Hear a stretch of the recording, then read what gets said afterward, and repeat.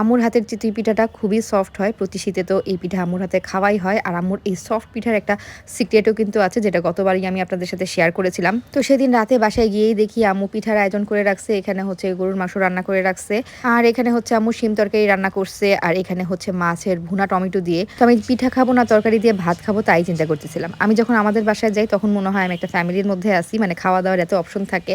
আর আমি যখন আমার বাসায় আসি তখন আমার কাছে মনে হয় আমি কোনো ব্যাচেলার মেসে চলে আসছি। মানে আমার বাসায় থাকলে আমি যেটা রান্না করি অথবা হেল্পিং হ্যান্ডকে যেটা রান্না করতে বলি, অপশন তো ওই পর্যন্তই। মানে আমার চিন্তা ভাবনার বাহিরে কেউ রান্না করে রেখে দেবে এই অপশন তো আর থাকে না। এই অপশন শুধুমাত্র আমাদের বাসায় গেলেই পাওয়া যায়। আর আম্মুর এই চিতই পিঠা বানানোর তাওয়াটা কোথায় পাওয়া যায় এটা নিয়ে আপনারা অনেকেই জিজ্ঞেস করেছিলেন গত বছর। এটা যে কোনো সিলভারের যে হাড়ি পাতিল বিক্রি করে না, এই দোকানে গেলেই আপনারা পেয়ে যাবেন। কিছু পিঠা তো আমরা এখন গরুর মাংস দিয়ে খাবো, আর কিছু পিঠা হচ্ছে আম্মু রাতের বেলা ভিজায় রাখবে দুধ আর নারকেলের মধ্যে। এটা যে বেশ মজা লাগে খেতে, সকালবেলা হচ্ছে সেই ভিজানো পিঠা খাবো। পিঠা দুধে ভিজাইতে হলে পিছনের সাইডটা পুড়ে গেলে ভালো হয় না, তো আম্মু এমন ভাবে বানায় যাতে পিছনের সাইডটা পুড়ে না যায়। আমাদের বাসার সবাই হচ্ছে নিশাচর প্রাণী, মানে এরা রাতের বেলায় সজাগ থাকে, রাতের বেলায় খাওয়া দাওয়া করে।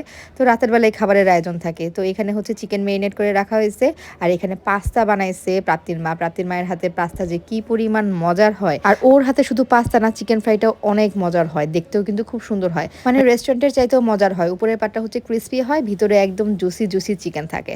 চিকেন ফ্রাইয়ের রেসিপিটা আরেকদিন আপনাদের সাথে শেয়ার করব।